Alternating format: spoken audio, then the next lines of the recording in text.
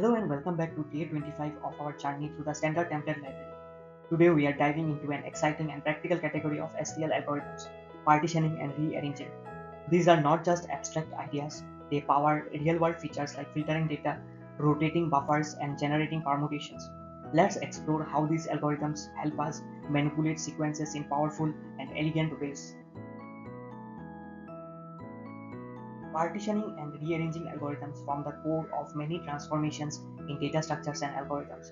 Whether you are building a game engine, working on a calendar application, or preparing for a coding contest, the ability to reorder and filter elements efficiently is essential.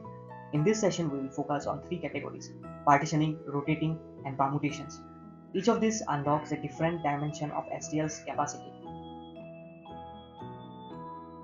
Let's start with the partition algorithm. It takes a range and a predicate and splits the elements into two groups, those that satisfy the predicate and those that don't. The key thing to remember is that this split happens in place and is not stable. This means while the elements are correctly grouped, their original relative order is not preserved. This gives us excellent performance. It's very efficient, but you lose ordering. Here's a simple code example. We have a vector of integers and we want to bring all the event numbers to the front. We call partition with the begin and end iterators and a lambda function that checks if an element is divisible by 2.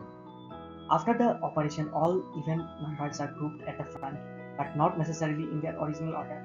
The returned iterator points to the first element that does not satisfy the predicate, which is useful if you want to work with just the true or false halves. Now, what if you do care about preserving the order? For that, STL gives us stable partition. It works similarly.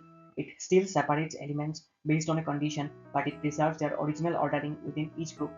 This stability is crucial when the sequence has a meaning. For example, if you are separating students who passed and failed an exam and still want them listed in roll number order, it's slightly more memory and time intensive than partition, but the clarity it brings to structured data is often worth it. Let's look at a side-by-side comparison. On the left, partition, it's fast, requires no extra space, but it does not maintain the original order. On the right, stable partition, slower and may use extra memory, but it guarantees that the relative positions of elements are preserved. As a thumb rule, if order matters, go for stable partition. If performance is critical and you don't care about order, partition is your go-to.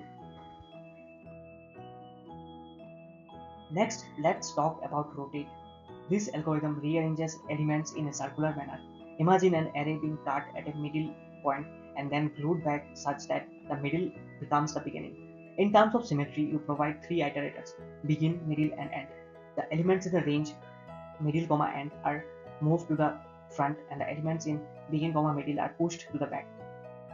It's great for cyclic data structures such as round robin scheduling or rotating logs. In this example, we have a vector 10, 20, 30, 40, and 50.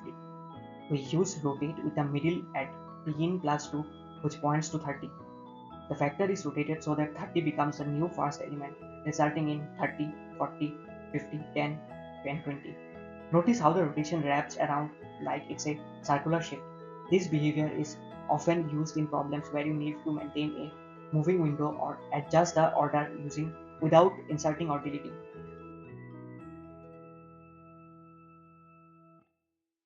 So where might you use rotate in real life? A few ideas: in a music player that cycles through songs, in a scheduler that rotates through available tasks, or in a graphical interface that scrolls elements in a carousel. It's also useful in algorithms like quicksort and for simulating left or right shifts in arrays, which show up in many coding problems. Now for one of the coolest STL algorithms, next permutation. This function rearranges the elements into the next lexicographical permutation. If you keep calling it repeatedly, you will cycle through all the permutations of a container. There's also brief permutation, which works in the reverse order. These are extremely useful in generating all arrangements of a set. For example, solving traveling salesman problems puzzles, or combinations in interviews. Let's see it in action. In this snippet, we begin with the vector 1, 2, 3. We use a do-while loop to print every permutation until next permutation returns false, which happens when we reach the last permutation. Here's an important tip. Always sort your container before you begin generating permutations to ensure you start from the lowest lexicographical order. Otherwise, you may miss some permutations or get incorrect results. As powerful as these algorithms are, there are some common mistakes to avoid. First, don't assume that partition reverses order. Use stable partition if needed. Second, with rotate, the middle point you choose must be valid. Off by one errors are common here. And with the next permutation, always remember to sort your data first, or you won't start at the correct beginning. Let's tie this to real world use cases. Imagine building a student result system. You can use partition to separate those who passed and failed.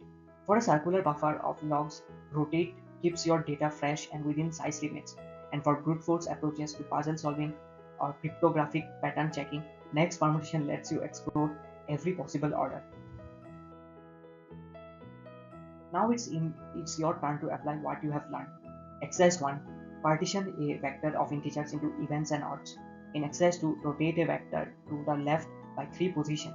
In exercise 3, generate all permutations of a 4-element list. This will help you gain confidence with these algorithms and understand where they shine. To summarize, partition and stable partition help you split data conditionally. Rotate gives you fine-grained control over rearranging sequences. And next permutation opens the door to exhaustive permutation logic. These algorithms are incredibly versatile and form a vital part of any STL programmer's toolkit. Here's your assignment for day 25. First, implement a circular buffer that uses rotate to simulate log action. Second, use partition to divide a list of students into pass and fail categories and then sort each group. Third, write a function to generate the kth permutation of a list. This will test your understanding of permutations and combinatorics. Happy coding!